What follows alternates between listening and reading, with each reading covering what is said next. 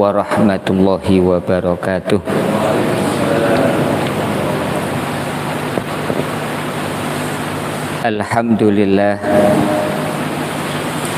Alhamdulillahi munawwiri qulubil mu'minin binuril iman.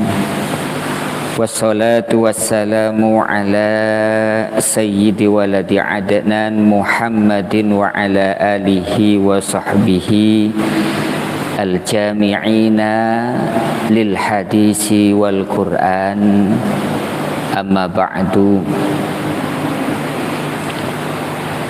Yang kami hormati seluruh jamaah yang hadir di masjid yang mulia ini, alhamdulillah pada kesempatan yang diberkahi oleh Allah ini, marilah kita tidak berhenti untuk bersyukur atas nikmat yang Allah berikan kepada kita, lebih-lebih nikmat Islam iman, sehingga Allah masih berkenan menggerakkan jasad kita untuk terus mengingatnya, untuk terus menyembah Allah. Karena pada hakikatnya fal islamu wal istislamul mutlak. Ketika seseorang itu telah memeluk agama Islam, maka wajib baginya untuk tunduk, patuh, pasrah atas setiap ketentuan Allah, yakni istislamul mutlaqu lillahi fi wahyihi wa hadihi ala lisani rasulih. Wajib bagi kita, khususnya yang beragama Islam, untuk tunduk atas petunjuk wahyu yang dibawa oleh Rasulullah sallallahu alaihi wasallam. Dalam hal ini Allah Subhanahu wa taala menyampaikan di dalam surat An-Nisa, ya ayyuhan nas, wahai umat manusia, qad ja'akumur rasulu bil haqq, telah datang kepada kalian semua seorang utusan, yakni Muhammadur Rasulullah sallallahu alaihi wasallam. Utusan ini membawa perkara yang hak menurut Allah. Para ulama banyak memberikan ranah penafsiran. Yang pertama, ai bil Islam, Nabi membawa agama Islam yang sempurna. Ada penafsiran lain mengatakan ai bil Quran alladzi man i'tasama bihi naja. Ada ulama yang mengatakan bahwasanya Nabi itu diutus ke tengah-tengah kita dengan membawa Al-Quran, yang mana ketika kita berpegang teguh atas apa yang Allah cantumkan di dalamnya, maka niscaya kita akan beruntung selamat di dunia dan di akhirat. Pada pertemuan kali ini kami ingin membahas 3 kelompok yang sudah diabadikan oleh Allah. Wa kana al-Qur'anu yaqulu an salasi nafarin. Al-Quran telah menyampaikan sebelum kita dilahirkan, 1400 tahun yang lalu, tatkala Rasulullah sallallahu alaihi wasallam diutus oleh Allah, di dalam Al-Quran ada 3 ayat, yang mana 3 ayat ini menyebutkan bahwasanya man kunna fiha la yashkuna fit dunya wala fil akhirah.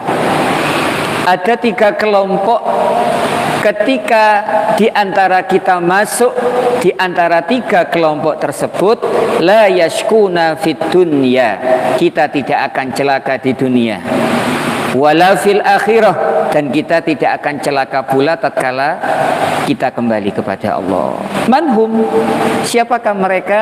Yang pertama, Allah menegaskan di dalam Al-Quran, man talal Qur'ana wa amila bima fihi, orang-orang yang selama hidupnya membiasakan membaca Al-Quran.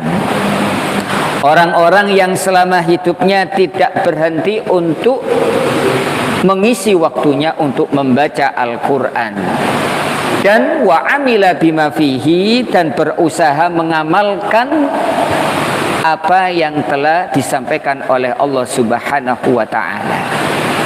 Ada satu hadis dari sahabat Anas bin Malik, kelak di akhirat ketika seluruh umat manusia itu dikumpulkan, Allah Subhanahu wa ta'ala menyuruh para malaikatnya untuk mengumpulkan setiap golongan dari manusia tersebut. Sampailah pada golongan yang mana dikenal oleh masyarakat muslim ahlullahi wa khosatuh, orang-orang yang dititipi di dalam hatinya Al-Quran, orang-orang yang di dalam hidupnya tidak pernah jauh dari Al-Quran. Apa?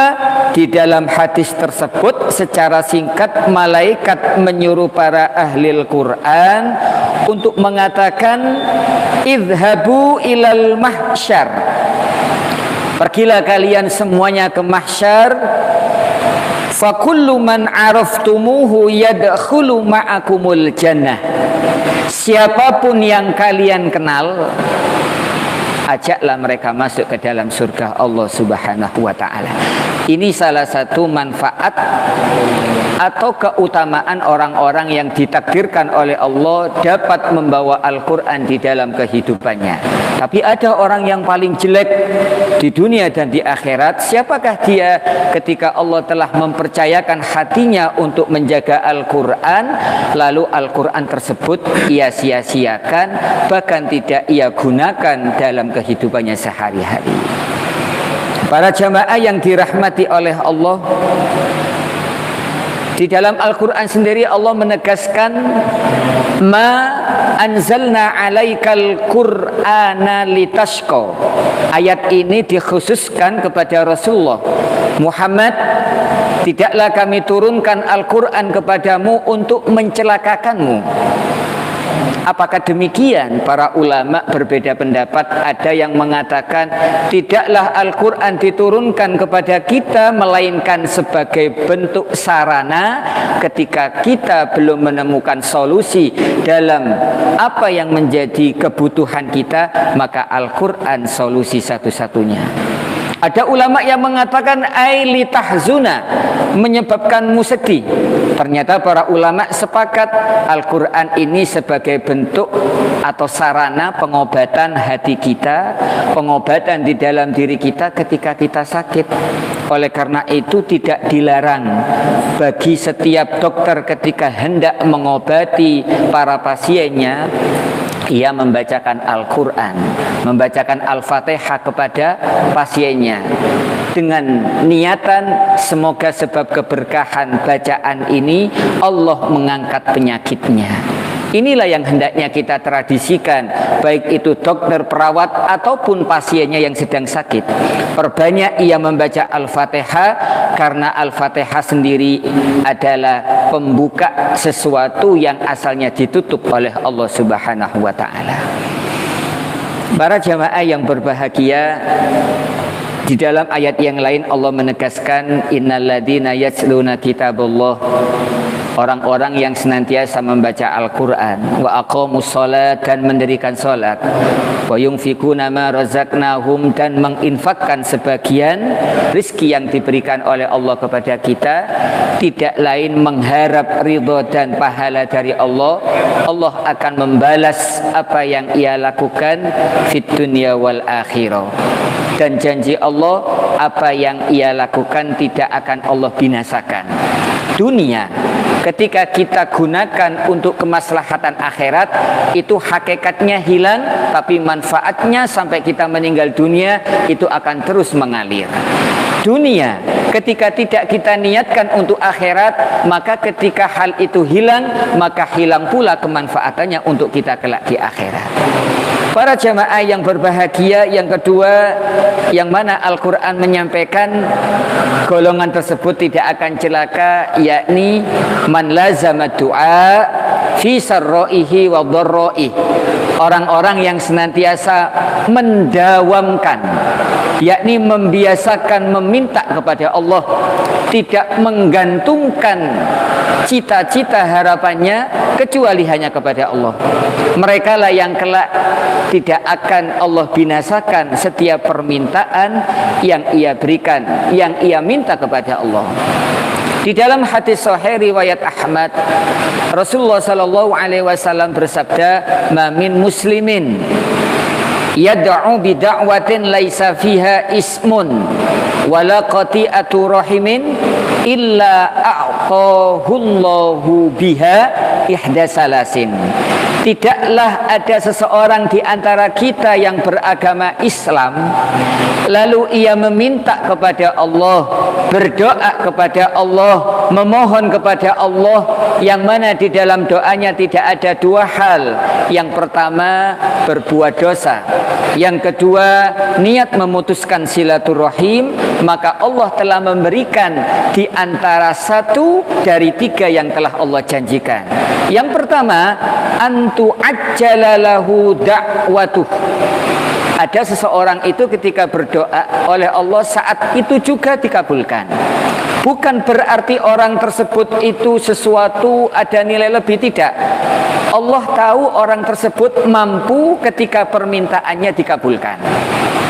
Ada kalanya Allah itu ketika hambanya meminta dirubah ke nomor dua, sebagaimana yang Nabi sampaikan, wa imma ayyutakharolahu fil akhirah. Ada kalanya permintaan itu disimpan oleh Allah kelak di akhirat.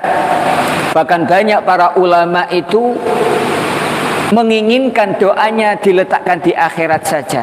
Saya sudah sangat bersyukur dengan keadaan seperti ini, yakni lisan saya digunakan bisa berzikir kepada Allah, hati saya sudah bisa bersyukur kepada Allah, tubuh saya sudah bisa sabar atas ujian dari Allah. Ini sudah cukup bagi saya. Semoga doa permintaan saya ini kelak Allah wujudkan di akhirat. Dan ini sangatlah banyak kejadian di zaman dahulu. Lalu yang terakhir, apa yang menjadi permintaan kita? Terkadang Allah merubahnya dalam bentuk kesehatan kita. Kita meminta uang kepada Allah, Allah tidak memberikan dalam wujud uang, tapi Allah memberikan kesehatan dalam tubuh kita sehingga kita bisa bekerja dengan baik. Allah memberikan dalam bentuk wujud keluarga kita, diberikan keluarga sakinah, mawaddah, warahmah. Itu wajib diyakini murni hasil doa yang kita minta kepada Allah. Karena itu Allah menegaskan, wa idza sa'alaka ibadi anni fa inni qarib. Muhammad, ketika mereka bertanya tentang keberadaanku, katakan aku ini dekat sekali, bahkan lebih dekat dari urat nadi yang ada di leher kita. Allah sangat dekat dengan kita, akan tapi kita yang menjauh atas apa yang Allah tuntun. Karena itu Rasulullah sallallahu alaihi wasallam pernah menyinggung, min alamati i'radillahi ta'ala anil 'abdi istighaluhu bima la ya'ni. Tanda seseorang itu jauh dengan Allah ketika orang tersebut sibuk melakukan sesuatu yang tidak ada nilai manfaat untuk akhiratnya. Apakah kita dilarang memiliki HP? Tidak. Tapi ketika HP atau sesuatu yang ada dalam diri kita dapat menjauhkan Allah, maka saat itulah Allah berpaling dari kita. Sebetulnya bukan Allah yang berpaling, melainkan kita yang berpaling dengan Allah. Mengapa demikian? Karena Rasulullah sallallahu alaihi wasallam tidaklah kembali kepada Allah kecuali semua kebutuhan kita baik di dunia atau di akhirat itu sudah disiapkan oleh Allah untuk kita. Karenanya ketika kelak ada yang masuk ke dalam neraka, maka bisa dipastikan orang tersebut memiliki dua hal. Apakah ia tidak meyakini atas apa yang dibawa Rasul, dan ia tidak mengamalkan atas apa yang telah diajarkan oleh Rasulullah. Karena itu ketika kita berdoa, maka wajib bagi kita yang ada di dalam hati kecil kita bukan wujud dari permintaan kita, tapi husnudzon kita, keyakinan kita, tangan kita mampu mengangkat, ini murni ma'unah, pertolongan dari Allah. Banyak di antara kita orang sehat Tapi sampean suruh untuk mengangkat tangan sulit sekali. Kenapa? Allah belum berkehendak. Ada orang yang sangat sakit parah, ia tidak mau berhenti berdoa. Ini menunjukkan Allah sudah memiliki kehendak baik kepada orang tersebut. Para jamaah yang dirahmati oleh Allah, saya pernah menemukan satu kalimat yang indah. Ma ra'aitu ahadan yata'allaqu qalbuhu billahi summa khab wala ya'sihi fi hayatihi fakana lahu ayyustajab. Saya belum menemukan satu orang pun yang hatinya diikat dengan cinta kepada Allah kemudian ia kecewa. Belum sama sekali. Yang kita dapati orang itu akan kecewa ketika hatinya kosong daripada Allah. Dan saya tidak menemukan sama sekali satu orang pun yang bermaksiat kepada Allah setiap permintaannya diijabahi kecuali itu merupakan bentuk istidraj dari Allah. Banyak kita temui di sekitar kita, mereka tidak sholat, mereka tidak yakin kepada Allah, tapi Allah berikan semuanya. Janganlah sampai kita tertipu dengan itu, karena pada hakikatnya semua akan kembali kepada Allah. Oleh karena itu ayat tadi yang kami baca, ya ayyuhan nas qad ja'akumur rasulu bil haqqi fa aminu khairan lakum. Yakinilah itu yang terbaik untuk kalian. Wa in takfuru fa inna lillahi ma fis samawati wal ard. Kalau kamu tidak meyakini silahkan, tapi yang pasti kelak semua yang ada di dunia ini akan kembali kepada Allah, akan diminta pertanggungjawaban satu persatu. Semoga kita termasuk orang-orang yang meyakini Rasulullah, meyakini setiap apapun yang diajarkan oleh Rasulullah, dan kita termasuk orang-orang yang bahagia di dunia dan di akhirat. Lalu yang terakhir yang menjadi harapan besar kita, baik yang hadir di masjid ataupun yang mengikuti secara live, yakni kita semoga termasuk bagian yang ketiga, sebagaimana Al-Quran mengabadikan man kana birron wa ihsanan liwalidayhi la yashqau fid dunya wala fil akhirah. Orang-orang yang senantiasa berbakti, berbuat baik kepada kedua orang tua, baik orang tua itu masih hidup atau sudah meninggal, maka janji Allah melalui Al-Quran yang diabadikan, ia tidak akan celaka di dunia dan di akhirat. Para jamaah yang berbahagia, kajian pada siang hari ini akan kami tutup dengan satu kisah. Kisah ini diambil dari seorang tabi'in. Beliau adalah termasuk perawi hadis Nabi yang bernama Al-Imam Atha bin Yasar. Beliau berada di kota Madinah. Beliau pernah menyampaikan satu kisah. Semoga kisah ini bisa menjadi renungan kita, sehingga kita termasuk putra dan putri yang dijadikan soleh solihah di dunia dan di akhirat. Beliau pernah menceritakan di dalam satu kitab disebutkan anna qauman safaru wa nazalu fi bariyah. Ada sekelompok orang melakukan perjalanan jauh.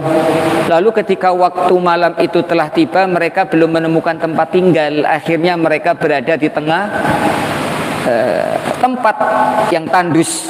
Kalau zaman dulu itu padang pasir. Kemudian ketika mereka berhenti di sana, bermalam di tempat tersebut, fasami'u nahiqa himarin. Mereka mendengar suara keledai mutawatiron, terus menerus tidak berhenti. Biasanya itu kalau kata ulama, kalau ada suara hewan yang mengeluarkan suaranya di waktu malam, itu kalau tidak melihat jin bisa melihat malaikat. Akan tapi ini himar, suaranya seakan-akan ia tercekik sakit. Sampai akhirnya fantalaku yanduruna ilaihi. Kemudian sekelompok orang tersebut sepakat untuk mencari suara itu. Dicarinya suara itu, wa idzanhum bi baitin minasyairi fihi ajuzun. Akhirnya mereka berangkat, taruhlah seperti kita yang ada di masjid ini, berangkat menuju suara tersebut. Beberapa waktu kemudian menemukan tempat yang hampir roboh, kecil sekali. Di sana ketika dilihat terdapat seorang perempuan tua, yang mana perempuan itu sedang duduk sendiri. Ini di waktu malam. Kemudian mereka berkata, faqalu laha qad sami'na nahiqa himarin qad asharona. Wahai ibu, dari tadi kami mendengar suara keledai yang terus-menerus itu berbunyi. Tapi saya cari itu tidak ada kecuali ada di dalam rumah ini. Walam naro indaki himaron. Tapi ketika saya lihat kok tidak ada. Kemudian faqalat lahum, perempuan tersebut menyampaikan, dzalika ibni. Suara yang kamu dengar itu anakku. Berarti anaknya ini suaranya seperti keledai. Lalu mereka penasaran, mengapa bisa demikian? Lalu ibunya menceritakan, kana yaqululi fi hayatihi ya himaru ya himar ta'ali ya himar idhabi. Anak ini ketika memanggil orang tuanya dengan sebutan nama hewan. Baik keledai ke sini, keledai ke sana. Ini istilah saja. Dalam Al-Quran itu wala taqul lahuma uff. Jangan sampai kita membentak, jangan sampai kita itu tidak boleh. Apalagi sampai menyebut nama orang tua kita dengan sebutan yang kurang bagus. Ya himar, wahai keledai ke sini. Karena ibu ini termasuk manusia biasa dan memiliki batasan sabar, akhirnya ia tidak kuat, fada'autullaha ayyusayyirahu himaron. Saya tidak kuat dengan ujian yang saya hadapi. Saya berdoa, ya Allah, jadikan anak saya menjadi himar. Setelah ibu itu berdoa, falidzalik lam yazal yanhaku fi kulli lailatin ila soba. Setelah ibunya itu berdoa sampai waktu pagi, setiap malam anaknya mengeluarkan suara himar sampai ia meninggal dunia. Lalu laki-laki kelompok tadi itu penasaran. Intoliki bina ilaihi linamdurah. Apakah engkau berkenan mengajak kami untuk melihat anakmu? Akhirnya ibu ini mengatakan, fantolaku ilaihi wa idzan huwa fil qabri wa unuquhu ka'unuqil himar. Berarti setelah minta izin, diajaklah kelompok laki-laki tersebut masuk ke dalam rumah. Di dalam rumah terdapat kuburan kecil. Kuburan ini tidak tertutup dengan tanah, tidak, dibiarkan terbuka. Dan dilihatnya dari atas ada seorang anak yang sudah meninggal mengeluarkan suara himar, lehernya seperti leher himar. Manusia tidak akan mampu mengembalikan apapun ketika Allah sudah mengatakan kun fayakun, kecuali Rasulullah Shallallahu Alaihi Wasallam. Lalu apa yang bisa kita ambil dari pesan ini? Yang pertama, kita sebagai anak atau orang tua wajib menjaga lisan kita ketika kita berbicara di depan anak kita, karena setiap apapun yang keluar dari lisan kita Allah akan mengabulkan meskipun itu dalam bentuk bercanda. Yang kedua, marilah kita jaga orang tua kita, jangan sampai kita menyakiti, apalagi jangan sampai mengecewakan kedua orang tua kita, karena kata Rasulullah, ridallahi fi ridal walidain wa sakhatuhu fi sakhatihima. Al-hadis rawahu at-Tabrani. Kata Rasulullah, ridha Allah itu berada di ridha orang tua kita dan murka Allah berada di murka orang tua kita. Semoga kita termasuk orang-orang yang senantiasa membaca Al-Quran dan mengamalkan isinya, termasuk orang-orang yang tidak berhenti meminta kepada Allah, termasuk orang-orang yang senantiasa berbuat baik, patuh kepada kedua orang tua kita, malam ya'sillaha, selama tidak ada perintah untuk bermaksiat kepada Allah. Amin ya rabbal alamin. Semoga hari-hari kita diberikan keberkahan oleh Allah.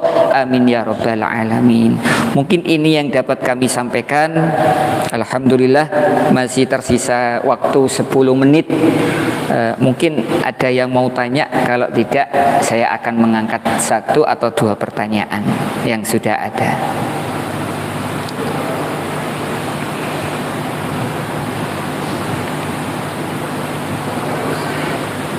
Ini ada 1 pertanyaan masuk. Bismillahirrahmanirrahim.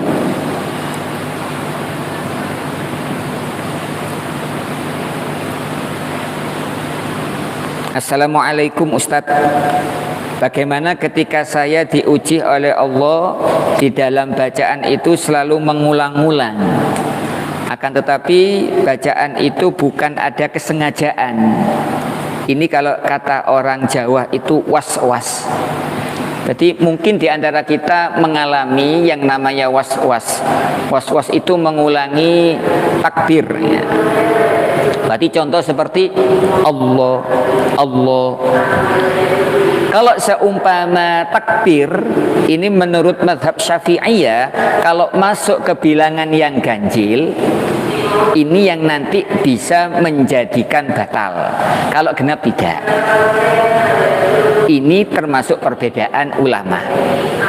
Ini ketika sudah berulang-ulang Allah, Allah gitu.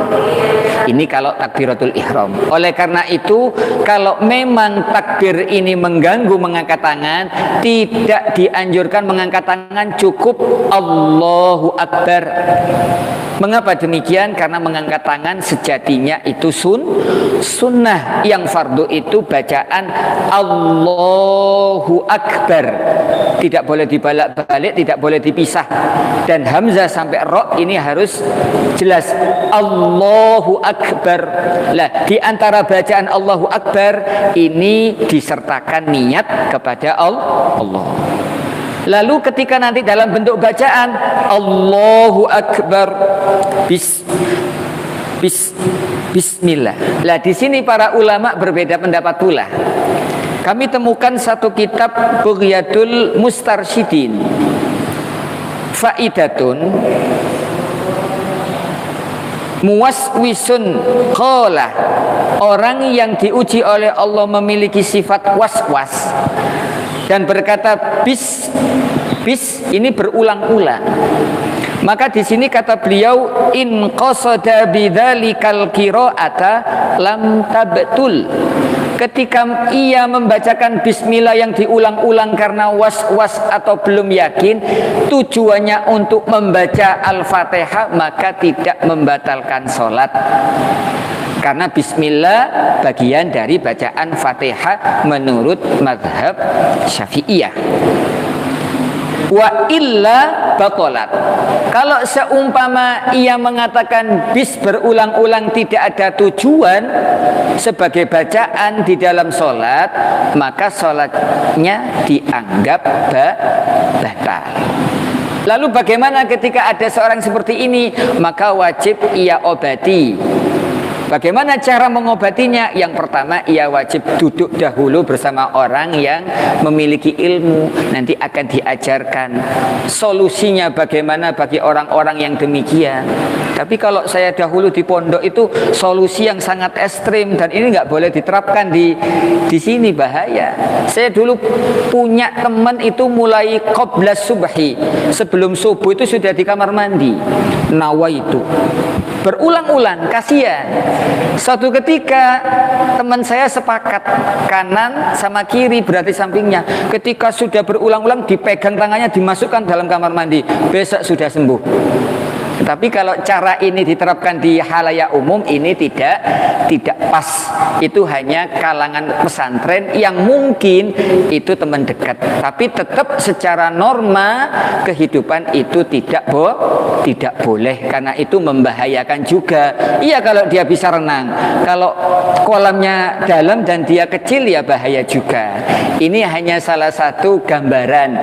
Semua orang semakin ia diberi ilmu, terkadang Allah mengujinya dalam hal tersebut. Ada yang namanya syak, ada yang namanya was-was. Kalau syak dia tahu tapi kurang yakin, tapi kalau was-was dia tidak tahu. Karena para ulama sepakat was-was ini muncul karena orang tersebut belum mengetahui yang ia lakukan.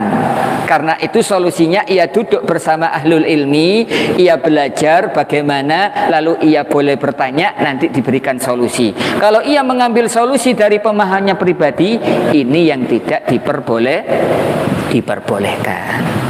Kemudian soal yang kedua, sedikit lagi, ada beberapa pertanyaan yang kami simpan.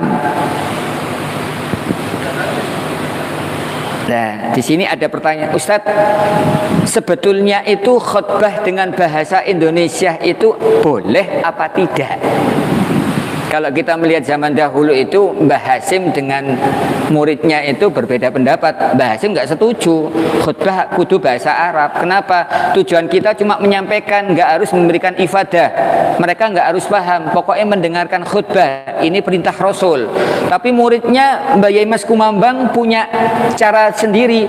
Rukunnya itu bahasa Arab, isinya itu Indonesia. Tapi orang alim itu berbeda. Suatu ketika Mbah Hasim mengundang beliau, disuruh mengisi di masjidnya. Apa? Beliau menyampaikan bahasa Arab semua. Tidak bahasa Indonesia. Kemudian sebaliknya, Mbah Hasim ini menghormati, diundang oleh beliau ke tempat beliau itu khutbah, hanya rukun-rukunnya saja, yakni tahmid, membaca sholawat, wasiat, ayat Al-Quran, setelahnya bahasa Indonesia. Mengapa beliau mengingkari pendapatnya? Ini tidak mengingkari, ini namanya toleransi. Karena dalam masalah furu'iyah, kita tidak boleh mengatakan si fulan salah, si fulan benar. Tidak, semua itu berusaha mencari kebenaran lewat pemahaman yang diambil dari Al-Quran dan hadis. Ini menunjukkan kualitas seseorang dari ia memahami satu redaksi hadis dan satu redaksi ayat Al-Quran. Nah, di sini ada satu pendapat yang mana ini dalam mazhab Syafi'i. Beliau juga orang Indonesia. Kita wajib bersyukur. Orang Indonesia banyak yang diakui oleh dunia dengan kemampuan keagamaannya. Beliau menyampaikan la yustaratu fil khutbati kaunuha bil lughatil arabiyyah. Tidak ada syarat atau ketentuan khutbah menggunakan bahasa Arab illa kecuali al-arkana, rukun di dalam khutbah ini wajib berbahasa Arab. Contoh, alhamdulillahi rabbil alamin wassalatu wassalamu ala sayyidina Muhammadin amma ba'du.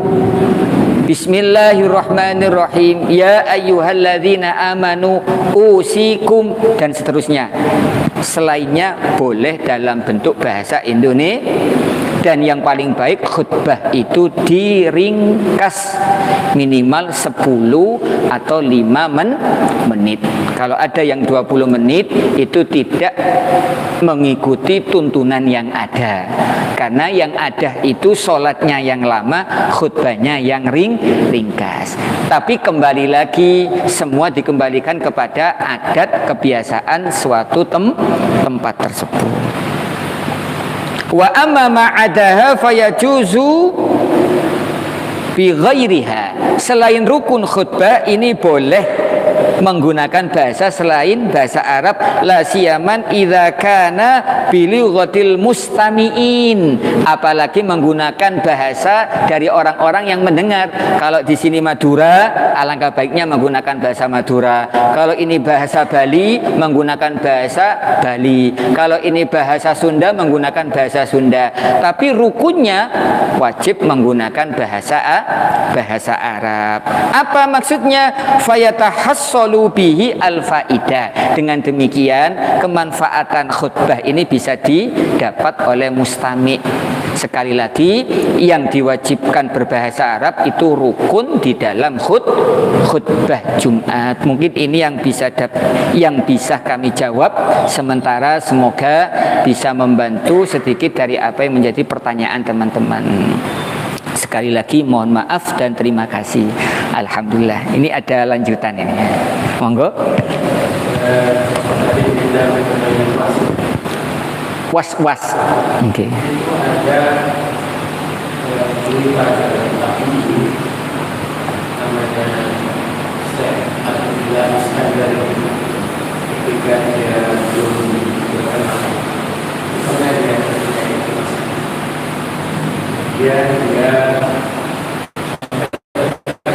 Oke. Mohon izin sebentar, itu yang punya kitab hikam gitu ya? Oh iya, monggo.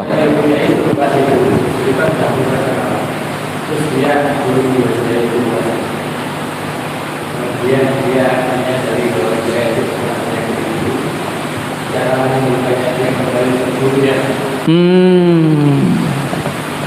Gitu. Dia mau kalau saya dunia tidak dijawab, cuma ceritakan yang dialami. Ya, apa yang kalau tidak cerita tidak, apakah ada syariat bahwa bangsa itu kembalikan syariat? Kalau syariatnya itu sudah lengkap, kenapa dibuat kembali? Dia bilang, saya kok boleh ada yang tidak meyakini dulu itu dosa. Syariat yang bukan dosa. Kemudian dia bilang sana, kalau kamu pulang lagi, kamu jangan ketemu sama saya. Masalah kita kembali dia, cuma kita dia mungkin terus karena kalau tidak ketemu sama dulu, dia kan orang sudah mengenal lama, jangan berbeda. Iya, kalau sudah sampai dia kasih masalah kita katakan dia tidak minta kita itu hanya saya jadi yang mesti dia bahwa Allah itu masa itu berarti kami itu datanya Alhamdulillah, ini ada tambahannya. Ini bisa menjadi bagian dari referensi. Tadi Bapak Dr. Aiman menyampaikan solusi ketika seumpama di antara kita mengalami was-was. Itu yang pertama, kita wajib kembali kepada guru yang mengajarkan kita. Dan inilah yang menjadi sarana awal. Setelah itu apa? Fas'alu ahla dzikri in kuntum la ta'lamun. Kita bertanya kepada orang-orang yang sudah diberi ilmu oleh Allah. Lalu setelah beliau memberikan gambaran kepada kita, yang kedua kita wajib mengamalkan apa yang menjadi perintahnya serta merenungi apa yang menjadi ujian kita. Dan insya Allah ini akan membantu kita. Sekali lagi, karena ilmu itu sangat luas sekali, maka kita tidak mungkin memahami seutuhnya kecuali melalui orang-orang yang sudah dititipi ilmu oleh Allah. Terima kasih sekali Bapak, ini termasuk jawaban yang luas karena ini dialami oleh termasuk Al-Arif Billah, yakni Al-Imam Ibnu Athaillah As-Sakandari. Semoga kita termasuk orang-orang yang senantiasa dijaga hati kita sehingga terus ingat kepada Allah hatta ila yaumil qiyamah. Amin ya rabbal alamin. Mohon izin kami tutup. Mari kita tutup dengan bacaan doa khatmul majlis. Semoga duduk kita dicatat oleh Allah sebagai ibadah yang diterima di sisinya. Bismillahirrahmanirrahim. Subhanakallahumma wa bihamdika asyhadu an la ilaha illa anta astaghfiruka wa atubu ilaik. Subhanakallahumma wa bihamdika asyhadu an la ilaha illa anta astaghfiruka wa atubu ilaik. Subhanakallahumma wa bihamdika asyhadu an la ilaha illa anta astaghfiruka wa atubu ilaik. Walhamdulillahi rabbil alamin. Ini dari kami. Wassalamualaikum warahmatullahi wabarakatuh.